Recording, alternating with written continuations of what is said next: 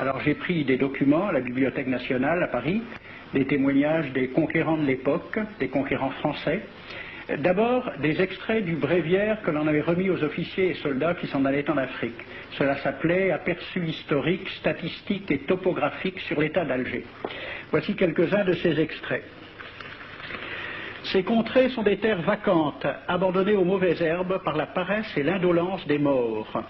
Les femmes du pays sont livrées par la paresse des Arabes, qui passent toute leur vie à fumer, à la turpitude de mœurs extrêmement relâchées. Elles n'ont pas de religion. Beaucoup doutent qu'elles aient une âme immortelle et croient qu'elles ne sont faites que pour la reproduction. Le climat aidant, les femmes sont nécessairement disposées au plaisir. Alors, allez-y, des terres vacantes et des femmes consentantes qui n'attendent que les soldats français. Et puis, à côté, j'ai vu d'autres documents qui marquent l'étonnement des officiers français qui débarquaient en Afrique. C'est Campagne d'Afrique en 1830 par un officier du corps expéditionnaire. Cette terre, qu'on avait présentée comme sauvage et inhabitée, est couverte de jolies maisons de campagne entourées de jardins. Toutes sont bâties sur des hauteurs dont les mouvements onduleux contrastent tout à fait avec l'aridité des côtes de Provence. La végétation y est superbe, et partout des sources et des courants d'eau fécondent la terre. Les fruits y sont en abondance, un grand nombre d'aqueducs amènent les eaux jusqu'à la capitale. Et le maréchal Bugeaud lui-même. J'ai reconnu que l'Algérie produit beaucoup de grains, une immense quantité de bétail. L'immensité des terrains ensemencés atteste l'existence d'une population beaucoup plus nombreuse qu'on ne le pensait. Le commandant Claude-Antoine Roset, dans Voyage dans la Régence d'Alger en 1833. Presque tous les hommes savent lire et compter. En France, on compte à l'époque 40% d'analphabètes. Ainsi, les soldats qui débarquent sont en général moins instruits que les sauvages qu'ils viennent civiliser. Le ministre de la guerre de l'époque, il s'appelait Girard. Il faut se résigner à refouler au loin, à exterminer même la population indigène. Le ravage, l'incendie, la ruine de l'agriculture sont peut-être les seuls moyens d'établir solidement notre domination. Savary, duc de Rovigo, apportez des têtes, bouchez les conduites d'eau avec la tête du premier bédouin que vous rencontrerez, au nom bien sûr de la civilisation.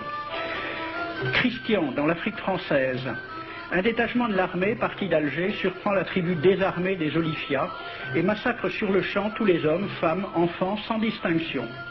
On parlera de 12 000 morts. Les troupeaux raflés aux Olifias seront vendus au consul du Danemark. Quant au reste du butin, il fut exposé au marché de Babazoun. On y voyait des bracelets de femmes, encore attachés à des poignets coupés, et des boucles d'oreilles pendant à des lambeaux de chair, au nom de la civilisation. Le colonel François de Montagnac. Selon moi, toutes les populations qui n'acceptent pas nos conditions doivent être rasées. Tout doit être pris, saccagé, sans distinction d'âge et de sexe. L'herbe ne doit plus pousser là où l'armée française a mis le pied. Saint-Arnaud, il était commandant et c'était aussi un mari très attentionné. Il écrit à sa femme « Chère Louise, je suis bivouaqué par une chaleur de 40 degrés au milieu de 20 villages superbes qui ne se sont jamais bien soumis. Je leur ai donné jusqu'à ce soir pour payer les impôts et les amendes que je leur inflige. S'ils ne s'exécutent pas, j'enverrai 3 colonnes brûler tout. » En juin 1845, la tribu des Ouled Riha, chassée de ses douars par les détachements incendiaires du colonel Pélissier, se réfugie dans des grottes de montagne. Ordre du maréchal Bugeaud.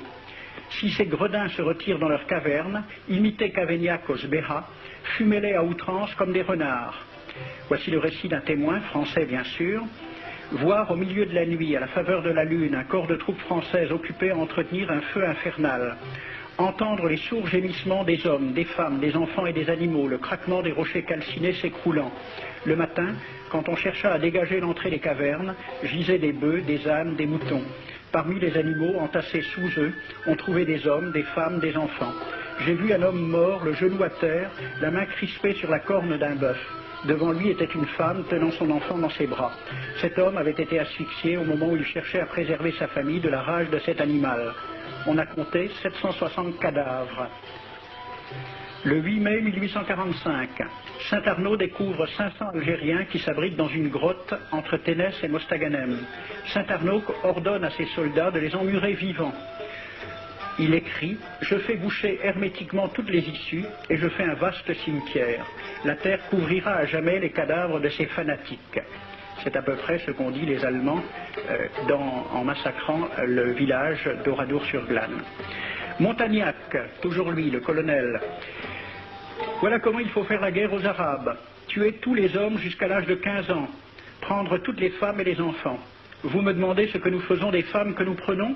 On en garde quelques-unes comme otages, les autres sont échangées contre des chevaux, et le reste est vendu à l'enchère comme bête de somme, toujours au nom de la civilisation. Nous rapportons un plein baril d'oreilles récolté paire à paire sur les prisonniers. Il contient même celle d'un de nos 58 gendarmes morts de maladie. 2 pièces de 100 sous ne sont pas à dédaigner. Le maréchal Soult, ministre de la guerre, répondant à des questions à la Chambre des députés. En Europe, un tel acte serait horrible et détestable. En Afrique, c'est la guerre même.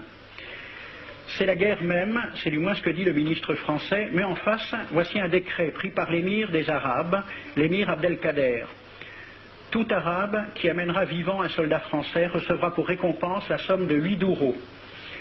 Tout Arabe qui aura un Français en sa possession sera tenu de le bien traiter et de le conduire le plus promptement possible, soit devant le califat, soit devant l'émir lui-même. Dans le cas où le prisonnier aurait à se plaindre de mauvais traitements, l'Arabe n'aura droit à aucune récompense.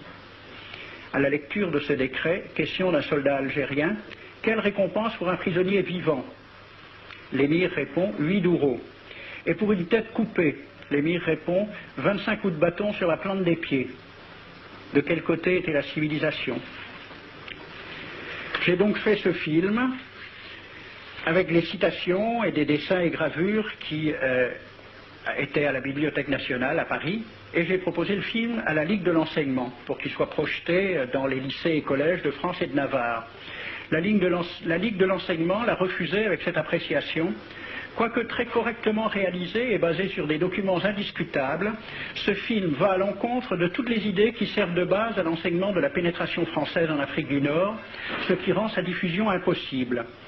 C'était reconnaître que l'enseignement n'avait pas pour but l'éducation, c'est-à-dire l'ouverture vers la réalité, mais l'endoctrinement au service d'une idée politique.